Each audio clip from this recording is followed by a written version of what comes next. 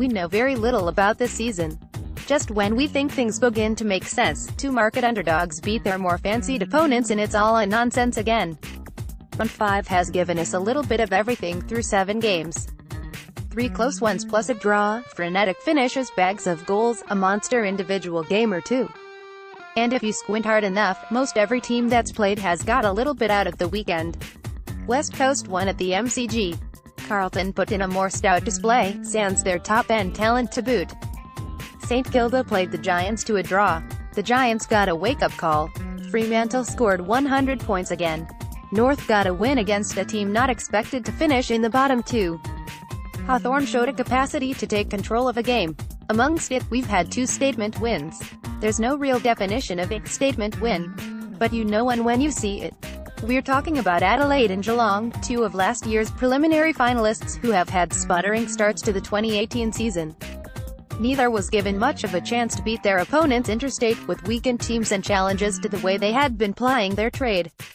Both were impressive, for quite different reasons. A common thread was the strength of the respective teams. The away teams, Adelaide and Geelong, were well below their full strength, while the home teams, Sydney and Port Adelaide, were more or less all there. Adelaide was missing the 3 midfielders that took the first centre bounce at last year's grand final. In their place came Bryce Gibbs, yes, but otherwise the mostly unheralded depth players who've plied their trade, finishing the work of the inside ball winners of the Crows. They were extraordinary on Friday, led by Paul Seedsman, but ably supported by the likes of Rory Atkins, Cam Ellis-Yeoman and Richard Douglas. AAP image, Ben McMahon. As a unit, they blunted Sydney's more highly credentialed midfield for the entirety of the first half. Each of Josh Kennedy, Dan Hanbury, Luke Parker and Kieran Jack were in single digits for possessions, and somehow had even less influence than that would suggest. Every Sydney attacking thrust was rushed, allowing rookie sensation Tom Doty to intercept what felt like every entry kick. The Crows controlled the play like we'd grown to expect them to, long kicks to leading forwards, overlaps, hand passes and efficient forward 50 entries. Taylor Wacker and Tom Lynch were critical to this, the duo playing quality games together for the first time in 2018. Adelaide planned and executed a means to quell the influence of Sydney's midfield, and it worked. It is a win that coming into the year the club is unlikely to have expected to be in play, and it makes up for their surprise loss the week prior. Geelong, similarly, game planned to perfection in their win over Port Adelaide. Down almost all of its first-choice tall defensive set, against a team with a high-quality forward line, the Cats built their way to 4 points by playing the power strengths against it. Content to let the power press, as they always do, the Cats set up to absorb a mountain of body blows and counterattack with even numbers when the time was right. The game was mostly even, in possessions, in territory, at stoppages, but Geelong had the poise to make the most of their forward 50 opportunities. We could see how tight the game was by the raw physicality on display. Both teams threw themselves at the contest. Lindsay Thomas went too far, and will pay the price, which suited Geelong and its brutish inside midfield unit. Photo by Quinn Rooney, Getty Images. Ultimately, Port Adelaide could not generate scores as a result of the congestion around its end of the ground, and that was the game.